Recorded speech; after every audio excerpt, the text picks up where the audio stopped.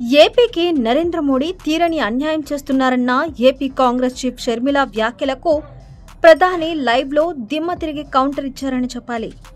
AP అభివృద్ధికి BJP ఏమాత్రం కృషి చేయట్లేదని పదే పదే షర్మిల చేస్తున్న వ్యాఖ్యలకు మోదీ రియాక్షన్ ఇచ్చారు.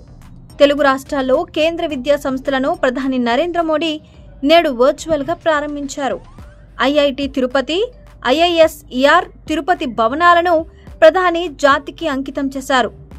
ఐఐఎం విశాఖ, ఐఐటిటిఎం కర్నూల్ శాశ్వత క్యాంపస్లు ప్రారంభించారు.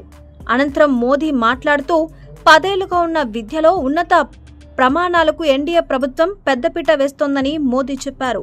విద్యార్థులకు ఆధునిక శిక్షణ కోసం ఎంత ఖర్చుకైనా వెనకాడలేదని అన్నారు. 2024కు ముందు జమ్మూ కాశ్మీర్లో 4 మెడికల్ కాలేజీలు ఉంటే ఇప్పుడు 12 కాలేజీలకు పెంపు చేశామని, దీని ద్వారా 500 సీట్ల నుంచి 1300 సీట్లకు మెడికల్ సీట్లు పెరిగాయని మోదీ తెలిపారు. జమ్మూ కాశ్మీర్ను అన్ని విధాల అభివృద్ధి చేసి తీరుతామని చెప్పారు. యువశక్తి, నారీ శక్తి, పేదలు, రైతులకు ఎన్డీఏ ప్రభుత్వం అండగా ఉంటుందని ప్రధాని మోదీ అన్నారు.